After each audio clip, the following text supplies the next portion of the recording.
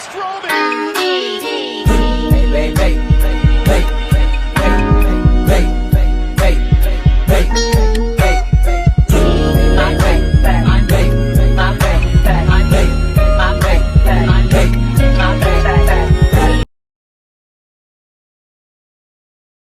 Hey, what's going on YouTube land? This your boy TJ and welcome to my YouTube channel, Wrestling Nostalgia, where I get my reviews and WWE shows and key events. And today, we are going to be reviewing Raw, May 27, 2024. So, before I get into my review, go ahead and give that video a thumbs up for me. It helps push my video through the algorithm. And without further ado, I'm going to get right into my review. So, we open up Raw with Liquid Kaiser, and he's introducing the King General, Gunther. Gunther comes out with the crown, and I'm wondering, okay, why he's not wearing it on his head. Is it too big or too small for him? I don't know. So he comes out and he says that he beat one of the greatest of all time, Randy Orton, last night, and he says that he's going on to SummerSlam and he's going to be the world champion. And he said, unlike other people, I'm not going to shortcut my way into the championship picture. This is when Damian Priest comes out and he says that you obviously don't know how business works. You know, I earned a contract for a world championship match that I could cash in at any time. And hey, it was a beating and compromised Drew McIntyre, and I took advantage that I could. And this is when Gunther said something about maybe you could teach me about business since I'm not really that savvy about it and things like that. They go back and forth, and this is when Drew McIntyre comes out and he said that y'all keep bringing up CM Punk and the highlight of his career is me. And thanks to me, he still has a job because he would have either got fired or something else. So thank you. You're welcome, WWE. So then this is when Drew McIntyre and Damian Priest get into words with each other. And Damian asks, is your wife going to be there in attendance? So he gets upset. And he said, look, I don't care if she's there or not. It's just, I just wanted to see if I could get under your skin like how you were doing me earlier. So they go back and forth. And this is when Braun Strowman comes out. And I guess he's getting prepared for his match with JD McDonough. Good luck, JD. In our first matchup, it is Braun Strowman versus JD McDonough. For the first half of this match before the commercial break, of course, Braun Strowman, your man, is dominating the first half of this match. He is throwing him around, and he is body slamming him, just running through him like assault through a withered woman.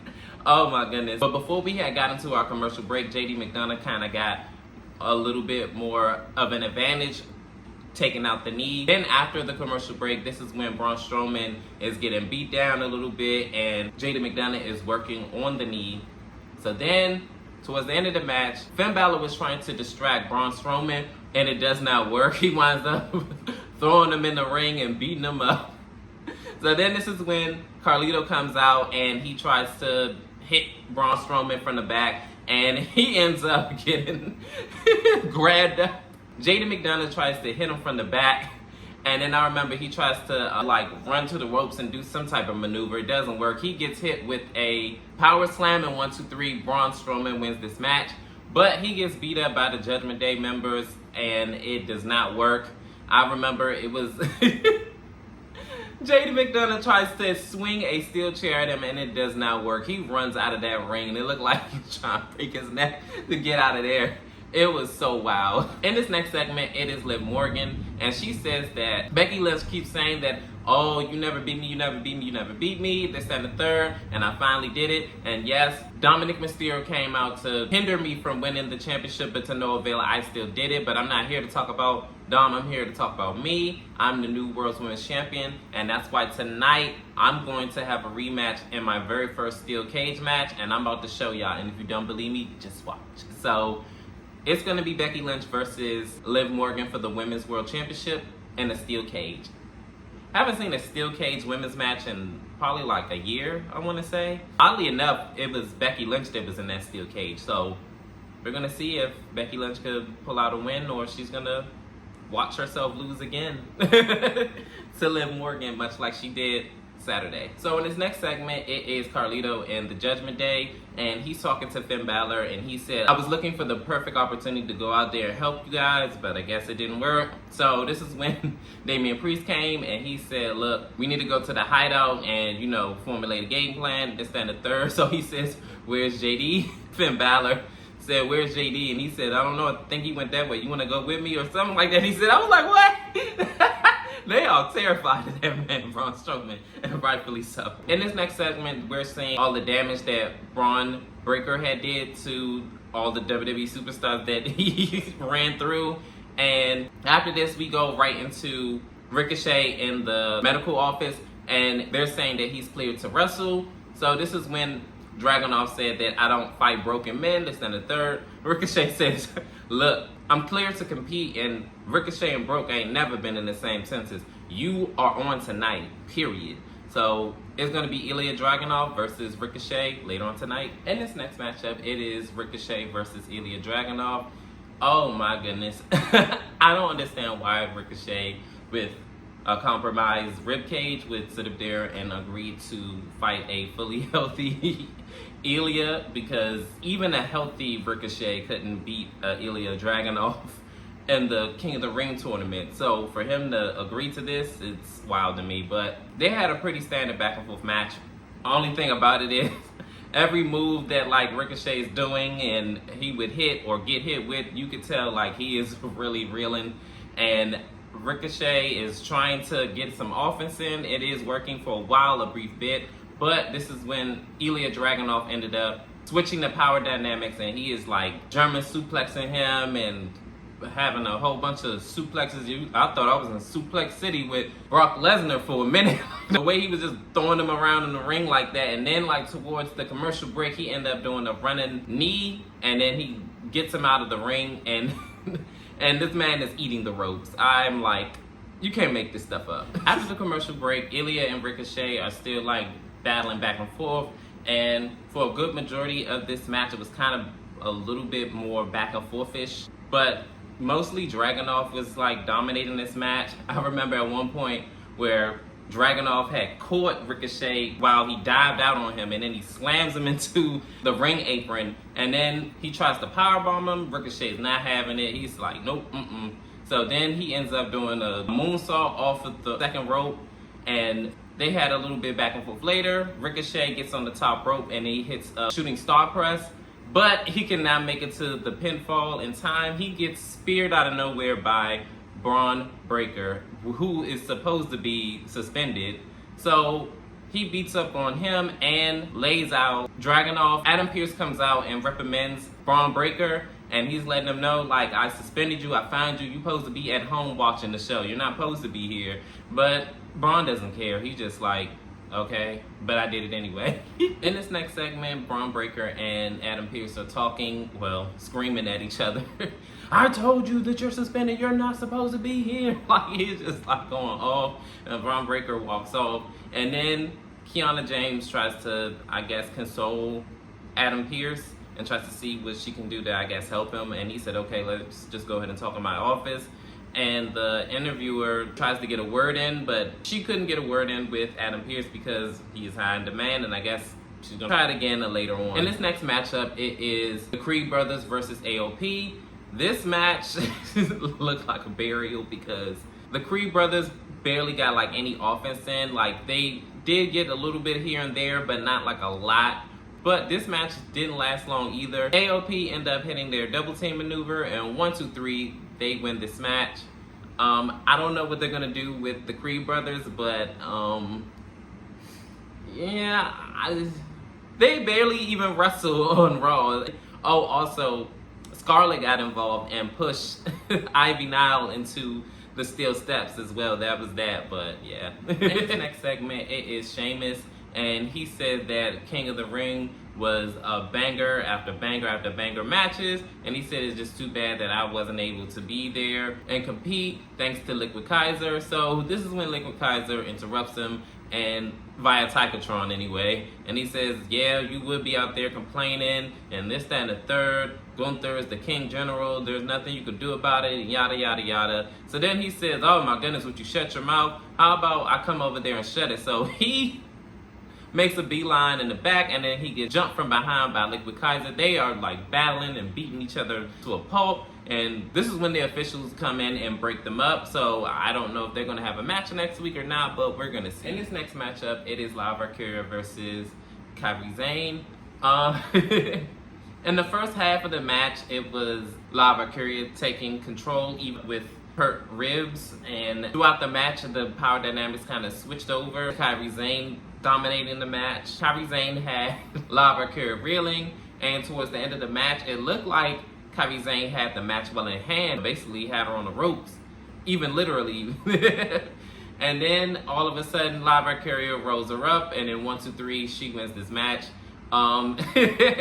I kind of knew Lara was going to still win this match anyway, but it is what it is. In this next segment, Damian Priest is talking to Finn Balor, and he's trying to figure out where everybody at. And he said, what are you doing here talking to Carlito? And he's like, okay, ain't I a part of the group? You told us all to come in here. He said, yeah, Judgment Day members, not you. I said, ooh. So they treating that man like an outsider. So Finn said, I'll talk to you later. So then he leaves, and then he comes back and he says, here, JD McDonough. So JD says, this man is useless after he leaves. Then they were on the topic of Dominic Mysterio, and Dominic had wound up coming out, and they said basically because of him, Mommy's championship is now in the hands of Liv Morgan, who took her out in the first place. And Dominic said that he talked to Rhea Ripley, and she understands that he was trying to help, it just didn't work out. And Damian says that if you don't make everything right tonight, then you have bigger fish to fry. And I was like, ooh, does that mean you won't get kicked out of the group? That's what it sounded like to me. In this next matchup, it is Carlito versus Rey Mysterio. They had a pretty standard back and forth match. Carlito mostly kind of dominated this match. I remember he put him in the trio woe and drop kicked him. And then when he tried to go for like another move, while Ray was like hanging upside down, he ended up going in between the ring posts. And then they go into commercial break. Then this is when Carlito, after commercial break, was still like dominating some of this match with Rey Mysterio. Towards the end of the match, I remember Rey Mysterio tried to do some type of springboard maneuver, but Carlito drop kicks him out of the ring. This is when Finn Balor comes in and tries to help out Carlito a little bit, and he beats down on Dragon Lee. And then this is when Rey Mysterio comes out and then he dives out on him. Little back and forth later, Rey Mysterio ends up hitting a 619 and a big splash to win the match. And after the match, this is when Rey Mysterio tries to beat down on Finn Balor, but it does not work because right when he was about to put him through the table with Dragon Lee, out comes Damian Priest, and he is cleaning house, and he's down on Rey Mysterio, and Carlito actually pulls Dragon Lee off of the top rope, and Damian Priest ends up hitting a Razor's Edge onto Dragon Lee, and then Rey Mysterio tries to get a little bit of offense in and try to hit him with the 619, but Damian Priest ends up drop kicking him and hitting a South of Heaven, laying out the male members of LWO. In this next matchup, it is Bronson Reed versus Otis. They had a pretty one-sided battle. Otis got a little offense in, but not as much as Bronson did. And it went a little bit back and forth here and there, but Chad Gable kept stopping Otis from, I guess, doing his own version of the worm. And for whatever reason, it's like he started and then he stopped. And then he started again. He was like, no, I told you don't do that move. He gets kicked in the head, senton, and then Bronson Reed goes up to the top rope, and I guess he told Chad Gable, watch this. And he winds up doing the big splash, and 1, 2, 3, he wins this match. Chad Gable is pissed, and he said, Otis, what are you doing? No, you get back in this ring. I'm holding a meeting with the Alpha Academy right now. And I'm like, ooh, someone's pissed. In this next segment, it is the Alpha Academy, and Chad Gable is scolding Otis, and it looks like he's about to give him a whipping, but Maxine Dupree stops him, and he said, oh, what, this is too much for you? You know what? Get out of my ring. Get out of my ring. So she leaves, and then he said, yeah, Tozawa, is this too much for you too? This is punishment. And Otis lacks discipline and I'm giving it to him right now. So then when he goes to try to whoop him, Sami Zayn comes out and he tells that, what are you gonna do, like if I get in this ring? And they go back and forth, and he tells Otis, how long are you gonna take this? Like, you need to leave, listen to your heart, listen to these people. And this is when Chad Gable tries to go to whip Otis again, and Sami Zayn grabs the belt out of his hand, and as they're going back and forth with words, all of a sudden Chad Gable just beats him up, and then they're going back and forth and going at it, and Sami is getting the best of him. But then this is when Otis grabs Sami, says, look, that's enough, and Sami's like, what are you doing? So Chad gets the unfair advantage and beats on Sami Zayn, laying him out, and it looks like Otis, even with the fans like chanting for him to basically, you know, strike out on his own, he still is yet to do it, and it doesn't look like he really wants to. It looks like Otis is kind of conflicted on what to do, but we're gonna see in the upcoming weeks where his allegiance is gonna lie, because I mean, Saturday night looked like it wasn't with Chad Gable, but we're gonna see. And finally, we are here at our main event, Liv Morgan versus Becky Lynch for the World's Women's Championship. Woo! This new side of Liv Morgan, to be honest, she actually wrestles better as a heel because she is a little bit more focused and is centered, if that makes sense. We go into the commercial break and then come back and you see Liv Morgan is just beating down Becky Lynch like from pillar to post. She's slamming her head all up and through the steel cage, and she is not playing. She is stepping all over her. And I remember at one point in the match where she had Becky in the trio woe, and she was just slamming her head up against the steel cage, and then she was like using her foot to step on her and like choke her out with the between the ropes and the steel cage, and she was just dominating the match up until probably a little bit before the commercial break, and Becky Lynch finally, you know, had enough after being slammed up against the steel cage in between the ropes and the cage and getting like speared through the ropes and the steel cage by Liv Morgan. She ends up finally on the defense and was like slamming her head up against the steel cage and kicking her and doing a combination of those two, and then she wound up getting a little bit more offense in until Liv Morgan slams her head up against the steel cage, and we go to commercial break. So after the commercial break, the two are still battling it out. I remember at one point in the match, Liv Morgan tries to powerbomb Becky Lynch, and she does it. I was like, oh my goodness. It was like when Becky was trying to escape the cage, and Liv Morgan stopped her. And towards the end of the match, Dominic Mysterio comes out to try to, I guess, help Becky win the championship for whatever reason, I guess to make up for what he did on Saturday. But Becky are like, I didn't ask you to come here. So then this is when the remaining members, Judgment Day, which is Finn and JD McDonough, he said, you gotta fix this or whatever.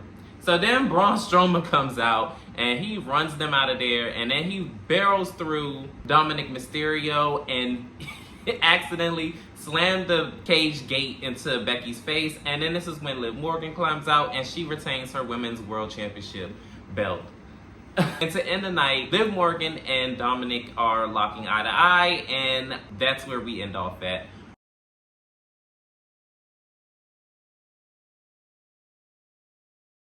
This Raw actually was really good, actually. I enjoyed it. A lot of stuff that I liked more than dislike, and comment down below, how did you feel about tonight's Raw? Did you like it? Did you love it? Was it horrible? Let me know, and like, share, and subscribe, and help me build my channel up and everything. Thank you, and peace. TJ, I'm out.